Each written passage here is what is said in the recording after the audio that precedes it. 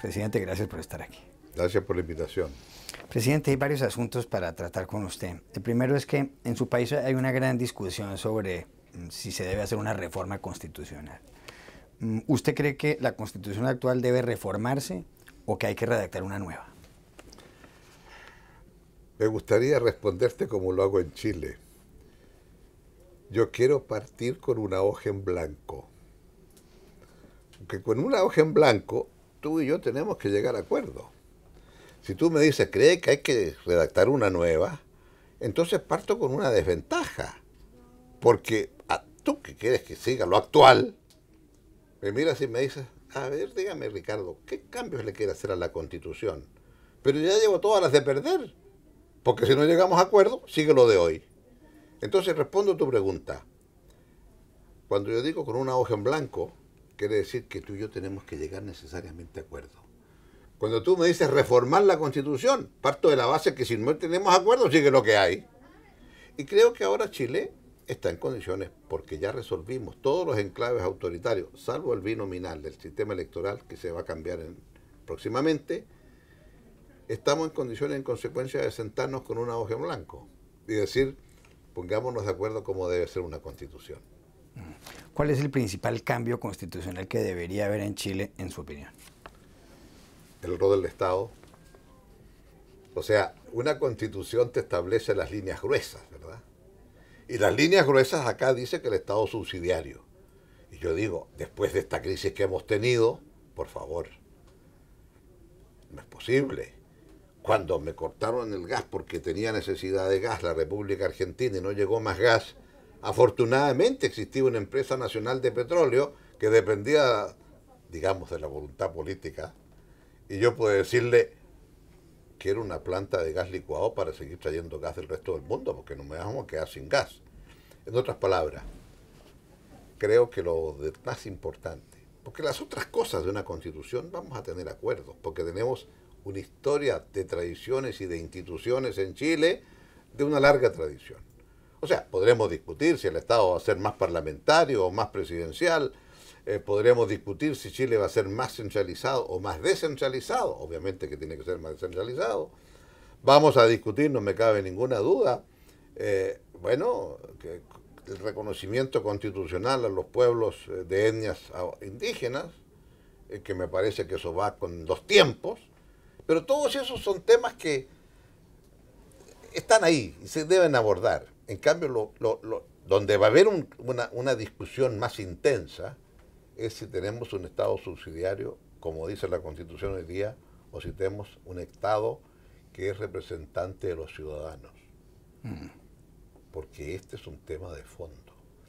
La Constitución resuelve qué tipo de sociedad vamos a tener. Y yo quiero que la sociedad que vamos a tener la definan los ciudadanos. Ciudadanos somos todos y todos tenemos un voto. Deme un ejemplo.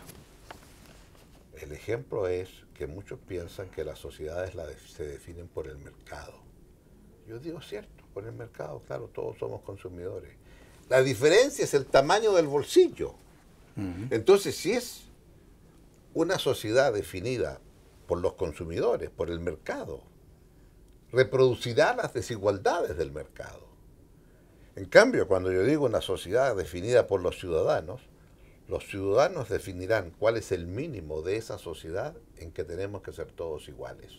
Y dirán, la educación es un derecho, la salud es un derecho, o es una mercancía que se compra en el mercado. Esa definición yo quiero que sea del ciudadano.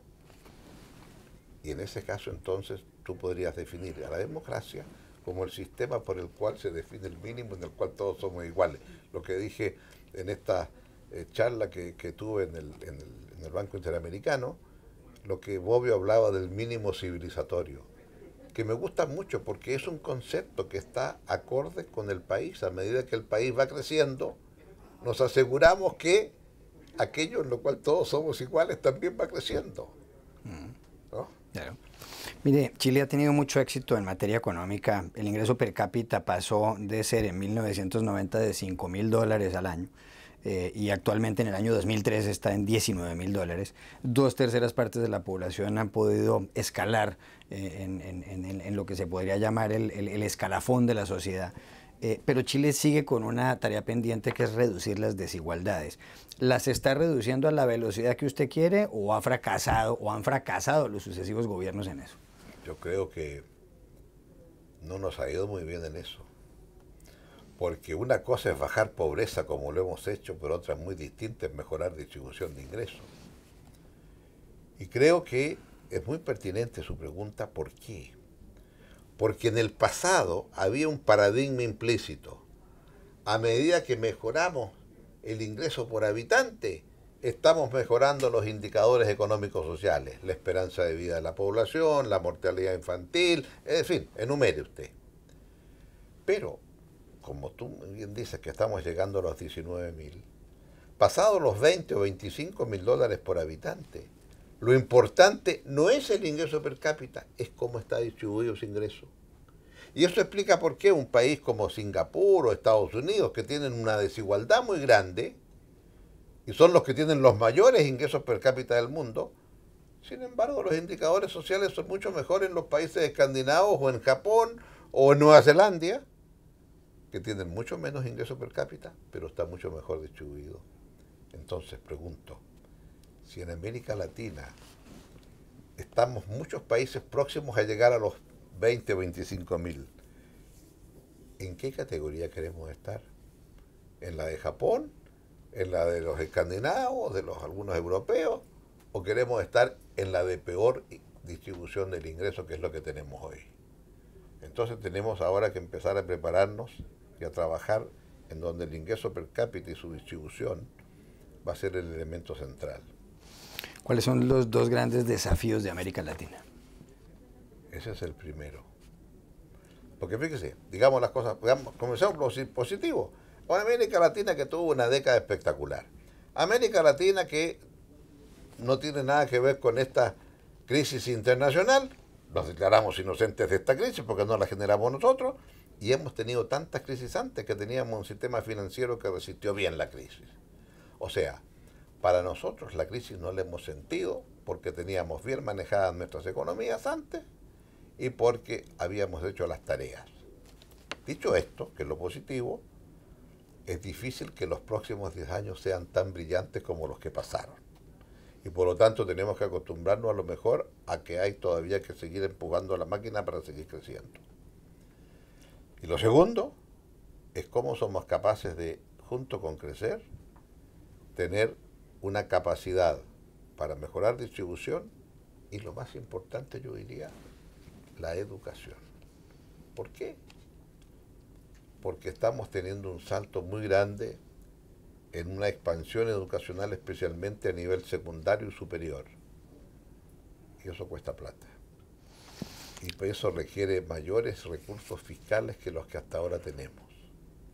Y siempre es complicado esto de necesitamos más recursos fiscales para poder satisfacer las demandas de una población.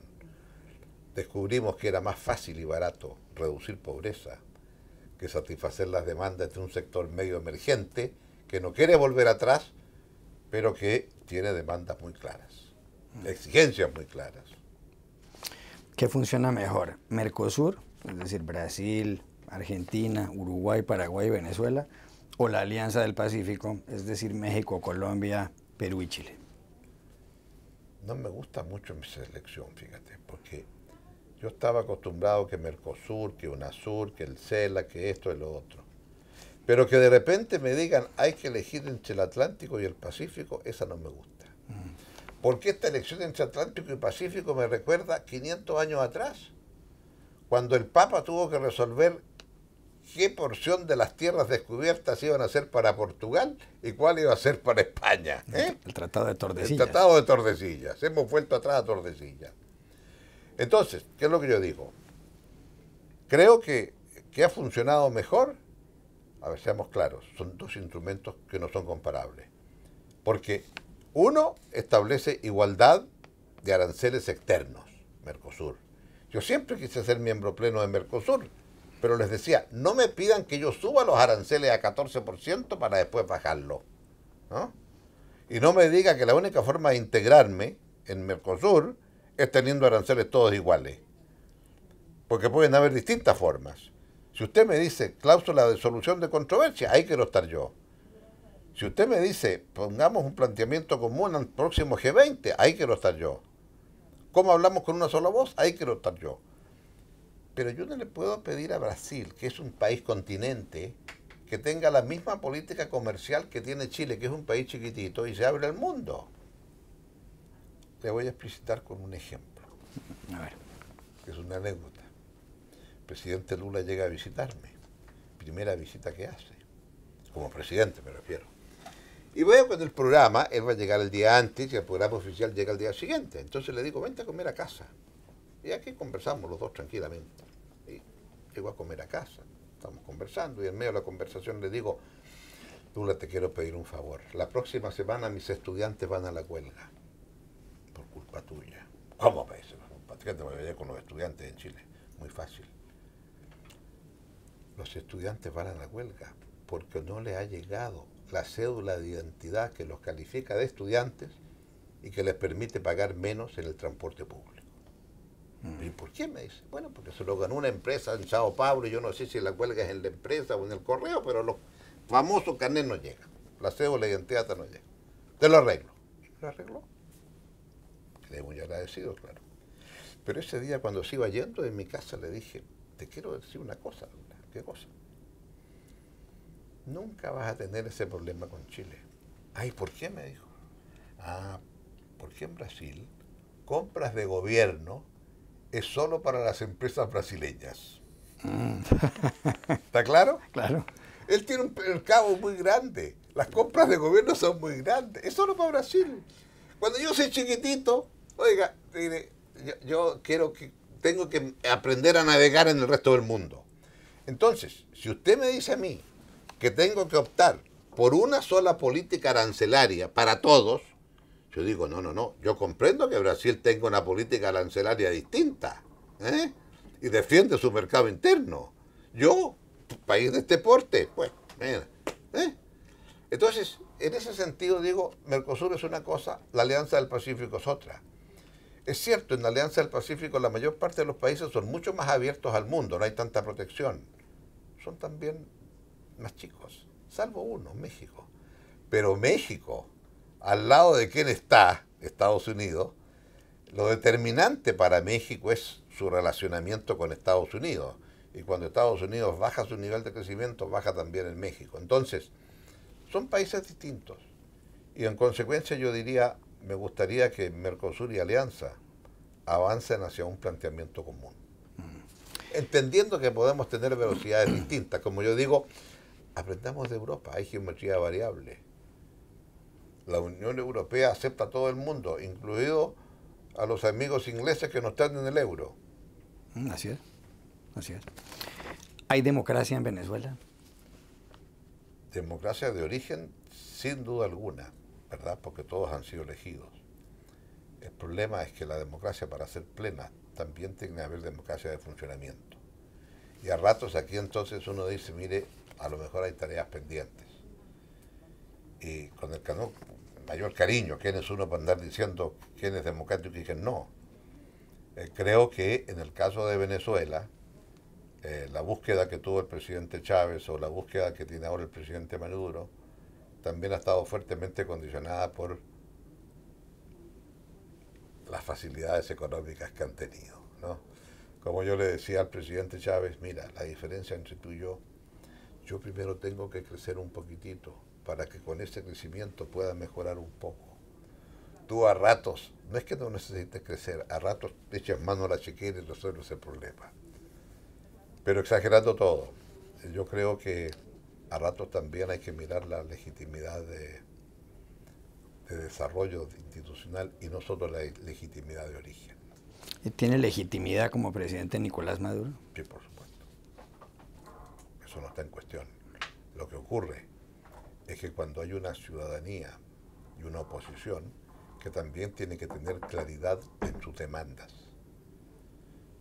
Lo digo, nosotros luchamos contra un dictador. No quiero comparar a Maduro con Pinochet, por cierto.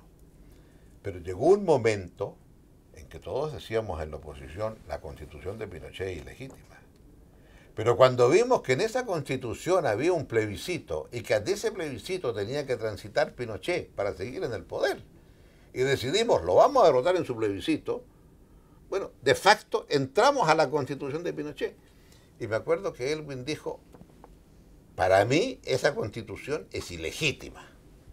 Y lo seguiré diciendo siempre. Pero tengo que reconocer que cuando voy a exceso de velocidad y un carabinero me saca un parte, me lo saca dentro de una institucionalidad que está regida por la constitución de Pinochet. O sea, me saca el parte en función de la... ¿Me entiendes? Tengo que reconocer que eso es lo que existe, ¿no? Y en consecuencia, entonces, no basta muchas veces con decir, mire, la constitución de Pinochet es ilegítima en su origen. Y no ha dejado de mejorarse porque le hemos hecho modificaciones, ¿no? Sigue siendo, a mi juicio, ilegítima en su origen. Otra cosa es que pongámoslo así, los enclaves autoritarios de esa constitución los hayamos cambiado. Y yo ya he podido decir, esta es una constitución que pasa el test democrático salvo el sistema electoral. Vuelvo a tu pregunta inicial. Yo no tuve mayorías para terminar con el Estado subsidiario que está en la Constitución. Y por lo tanto yo digo, yo quiero una Constitución con Estado subsidiario. Ahora, reconozco que ese es un tema debatible, sí, ¿verdad? Y por lo tanto yo no le puedo decir, usted no tiene derecho a pensar que el Estado es subsidiario. No, usted tiene todo el derecho a pensarlo. Dos últimas cuestiones. La primera, ¿tiene algún tipo de liderazgo el presidente de Estados Unidos, Barack Obama, en América Latina? ¿O hace poco y usted extraña, en cierto modo, que en la Casa Blanca haya alguien al que le importe América Latina de otro modo? A ver, alguien me dijo una vez, menos mal que no estamos en el radar, porque si no, quizás qué cosas nos pasan, ¿no? O sea, a veces es bueno no estar en el radar de las grandes potencias. Pero dicho esto, yo tomo nota. 10 años atrás hubo la reunión de APEC en Chile. Y por allá llegó el presidente Putin, el presidente Hu Jintao, el presidente de China Hu Jintao, el primer ministro de Japón. Ahora los tres están de vuelta. Los que están ahora, digamos, el presidente Xi de China, Putin es el mismo, y el nuevo primer ministro Abe de Japón. Creo que Estados Unidos haría bien en mirar un poquito lo que está pasando, porque ahora es una América Latina más segura de sí misma. No es casualidad que 3 de los 20 sean de América Latina, y algo podemos decir si nos juntamos y hablamos por una sola voz los 3 en el G20, y no es casualidad tampoco que se ha convenido con el presidente Xi el que van a haber reuniones anuales o cada 2 años, y que los cancilleres de toda América Latina y el Caribe van a estar en Beijing hablando con el ministro de Exteriores chino para programar la gran visita de todos los presidentes a Beijing. Sí. Creo que Estados Unidos estaría bien en tomar nota de estos fenómenos que están ocurriendo, porque yo entiendo por qué el presidente Putin puede venir acá, ¿no? Mire usted que me están merodeando muy cerca en Ucrania y yo vengo por acá también. Entiendo el tema geopolítico, pero más allá del tema geopolítico, entiendo también muy bien el que ahora hay otros actores importantes en la región, ¿no? Y por lo tanto, China no es solamente el segundo socio comercial de América Latina. En muchos de nuestros países, Chile incluido, China es el principal socio comercial. Y no solo de pan vive el hombre, también de muchas otras cosas, ¿no? O sea, no estoy diciendo que no hay que guiarse por el comercio, hay también otras cosas por las cuales seguir guiando. Última pregunta. Chile tiene quizá la mayor población palestina fuera del Medio Oriente. Y en la Franja de Gaza ha habido unos actos de violencia tremendos, unos enfrentamientos entre el grupo radical palestino Hamas y las fuerzas israelíes. Ha habido 1.500 palestinos muertos, ha habido 35 soldados israelíes que han fallecido en estos enfrentamientos. ¿Quién tiene la culpa de lo que está pasando? ¿El gobierno israelí de Benjamín Netanyahu o Hamas? A ver, yo diría, no quisiera ser ecléctico en la respuesta. Nada justifica la asimetría de lo que está ocurriendo. Cuando usted me dice 35 versus 1500, no. Y por lo tanto creo que esto es un gravísimo error del punto de vista del gobierno de Netanyahu. Dicho esto, digamos entonces las cosas por su nombre. Se lo voy a graficar de la siguiente manera. me tocó estar en una reunión internacional que se llamaba Madrid más 20, que era Madrid 20 años después de cuando, como resultado de los acuerdos de la Organización de Seguridad, se juntaron palestinos e israelíes en Madrid, porque ahora sí se podía mirar la solución. Lo concreto es que al final nadie vio la luz al final del túnel. Y nos juntamos 20 años después. Y 20 años después, el americano que había estado en las reuniones 20 años antes, hizo una cita que yo encontré que refleja exactamente el problema. Dijo: 20 años atrás nosotros no veíamos la luz al final del túnel. Hoy todos sabemos cuál es la luz al final del túnel. 2 estados con fronteras reconocidas por los 2 estados. El único problema es que ahora no podemos encontrar dónde está el túnel. ¿No cree usted que eso refleja lo que está pasando? Porque todos sabemos que este conflicto al final termina en que hay que reconocer un Estado de Israel con fronteras seguras y que reconocidas por todos, y un Estado palestino con fronteras seguras reconocidas por todos. ¿Y cómo es posible que a esta luz al final del túnel 20 años no seamos capaces? Y por lo tanto es el drama de nuestro tiempo, en que antes se suponía que en plena Guerra Fría, si los dos grandes se entendían, se imponían con... Hoy día no. Claro. Y por lo tanto vivimos en un mundo mucho más complejo. Antes habían 2 policías. Antes el G2 en la práctica, bueno, otras cosas eran las escaramuzas, producto de la Guerra Fría, ¿no? Y todo lo demás. Y cuando alguien dijo, bueno, se acabó la Guerra Fría, estamos en otra etapa, bueno, está más complejo que antes. Presidente, gracias por haber estado aquí. Gracias por la invitación.